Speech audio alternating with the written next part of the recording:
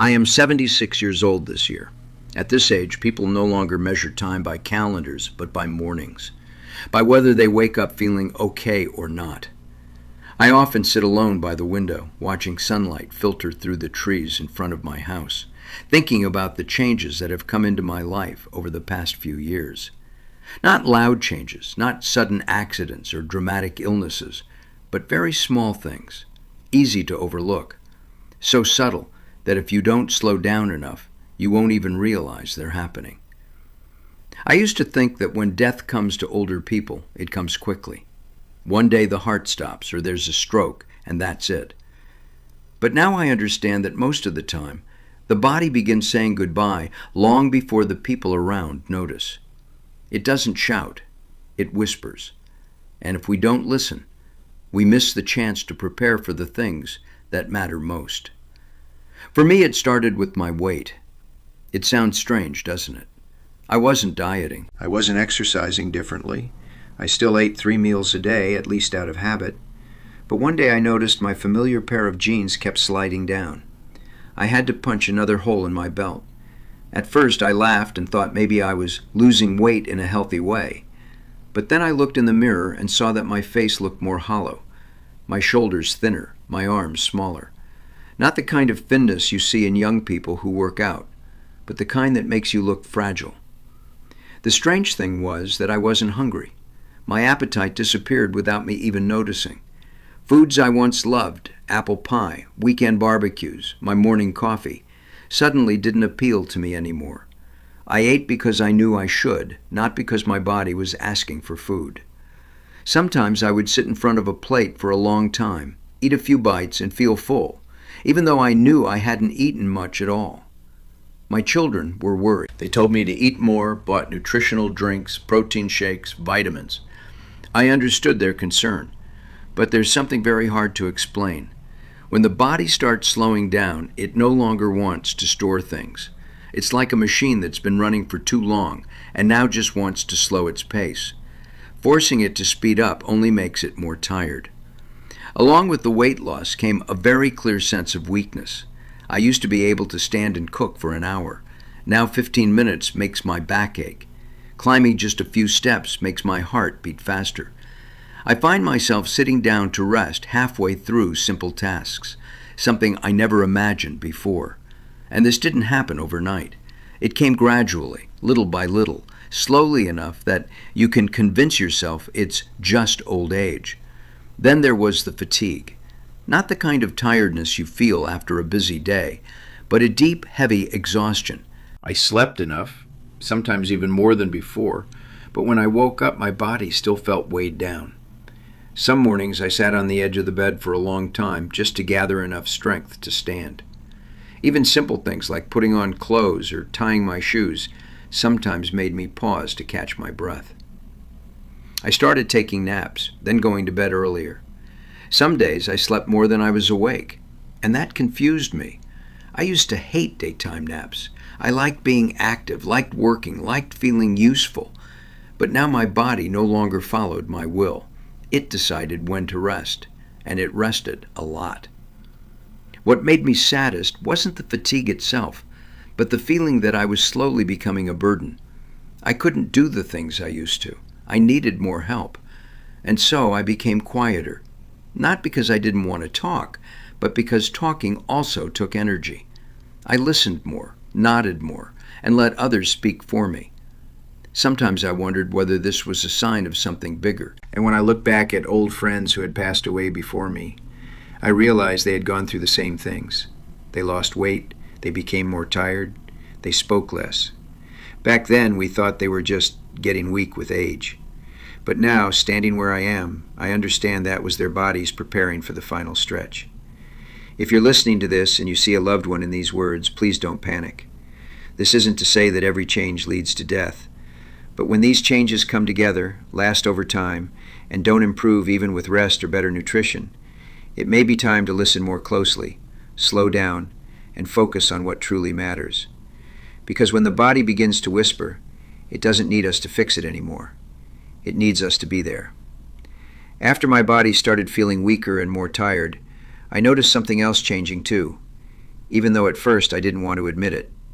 My mind. Not severe memory loss like people fear, but very small, hazy moments that made me wonder if I was slowly drifting away from the world.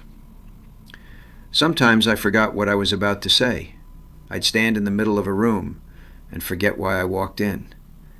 I'd listen to my daughter telling a story and need a few seconds to understand where it was going. I used to be sharp. I liked debating, asking questions. Now everything seemed slower. Thoughts arrived later. Reactions took longer, as if my brain no longer wanted to run at full speed. Strangely, I could still remember very old things clearly. I remembered the smell of my mother's kitchen when I was a child. I remembered the road I took on my first day of work. But recent things slipped away easily. I forgot the names of new people, forgot what day it was, even forgot whether I had already eaten lunch. These moments confused me and sometimes embarrassed me. I didn't want people to think I was losing it, so I spoke less. Not because I had nothing to say, but because I was afraid of saying the wrong thing, repeating myself, or asking questions I had already asked. I chose silence, nodding, smiling. And slowly that silence became a habit. Long conversations also became tiring. I used to enjoy family gatherings full of laughter and noise. Now those sounds sometimes overwhelmed me. I preferred sitting quietly in a corner, listening more than participating. Not because I didn't love my family, but because my mind no longer had the energy to keep up. There were days when I sat for a long time, staring out the window, thinking of nothing in particular. I wasn't sad. I wasn't happy either. It was a strange state, as if my emotions had softened, no longer rising and falling so strongly.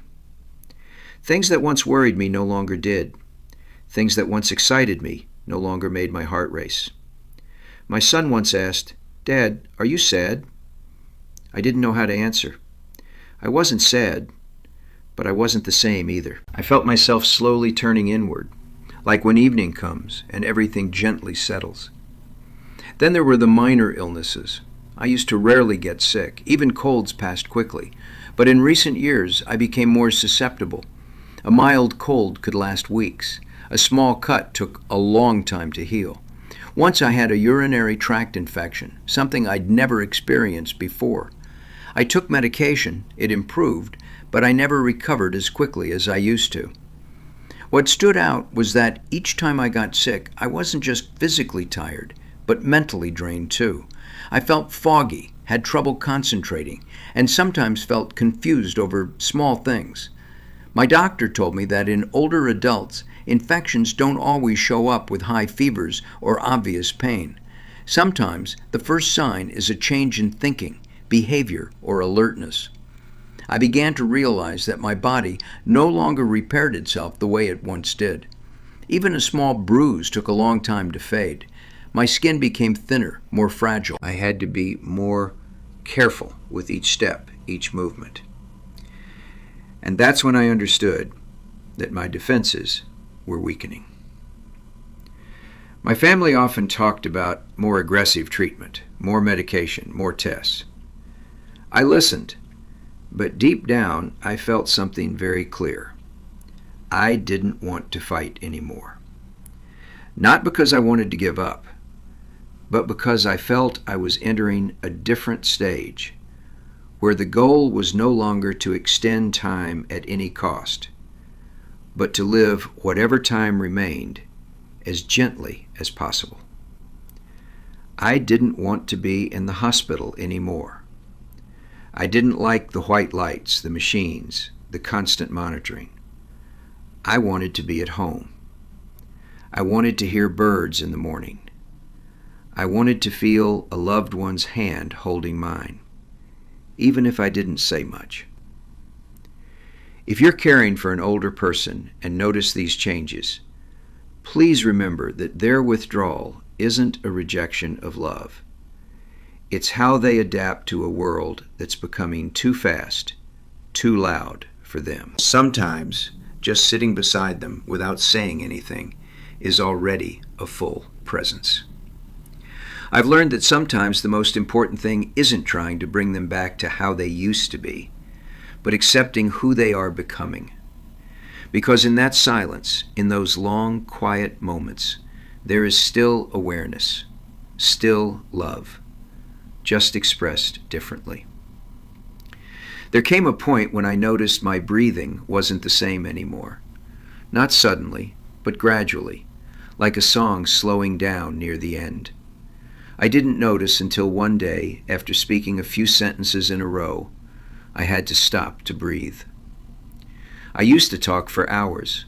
Now I choose my words, speak slowly, and sometimes stay silent to save energy. Sometimes my breathing is shallow, as if I don't need much air. Other times I take deep breaths, as if my body is reminding me it's still here, still trying. At night, I often wake with a slight shortness of breath, not painful, but enough to make me change position, add pillows, sit up for a while before lying down again. I realized I no longer like lying flat. Lying on my side or sitting slightly upright makes breathing easier. Some nights I sleep in a recliner in the living room, where I can look out the window. I listen to the wind, distant cars, and feel calmer than in a bedroom that's too quiet. Along with my breathing came changes in my hands and feet. They're often cold, even when it's not cold outside. My skin looks paler, sometimes slightly bluish at the fingertips. I look at my hands and see veins standing out, as if blood no longer flows as strongly. The doctor said it's because the body is prioritizing blood flow to vital organs. I nodded. I understood. My body knows how to reorganize itself. Some afternoons I sit for a long time without wanting to stand up, not because of pain, but because standing makes me a little dizzy. Every movement needs to be planned. I'm not in a hurry anymore. I don't want to be. Everything moves more slowly now, and I'm starting to see that it isn't as frightening as I once thought. My family, especially my children, sometimes worry when they see my slow breathing and cold hands. I see it in their eyes. I know they're scared. But for me, this feeling isn't panicky. It's like a deep tiredness, but peaceful. There isn't much struggle left inside me. I used to think death would be something violent, but now it feels more like sunset. The light doesn't disappear all at once. It softens, fades, and eventually leaves behind a gentle warmth. I'm not as afraid of the dark anymore. I've gone far enough, lived fully enough, and I feel ready to rest. There are days when I speak very little, not because I have nothing left to say, but because the important things were said long ago. I said I'm sorry. I said thank you. I said I love you. The rest doesn't always need words. I like it when someone simply sits with me. No conversation, no constant questions. Just a hand resting lightly on mine, a quiet presence. I believe that even when I close my eyes, I can still feel that. If you're with an older person and notice these changes, please don't panic. Don't try to wake them when they're sleeping peacefully. Don't worry when they eat less, speak less, breathe more slowly. It's very possible they aren't in pain. It's very possible they're in a state of peace that younger people rarely experience. Healthcare, medication, oxygen, all of these have their place. But there is something more important than all of it: the feeling of being respected, being allowed to slow down, being allowed to let go, being allowed to end the journey in one's own way. I want to say this to anyone listening to my story. Recognizing these signs isn't about fearing death. It's about being more present, about not missing the small but precious moments. A quiet afternoon, a held hand, a shared look without words. The end of a life doesn't have to be a battle. Sometimes it's simply a return. And if I could choose, I would want to leave gently, in the arms of those I love, without noise, without panic, only peace. If you're walking this path with someone, remember you're not alone. Many have gone before you, and even though it's painful, this time can still hold great love if we learn to see it differently. I've lived a long life, and when it's time to rest, what brings me the most peace isn't medicine, but knowing that I was loved, and that I loved fully.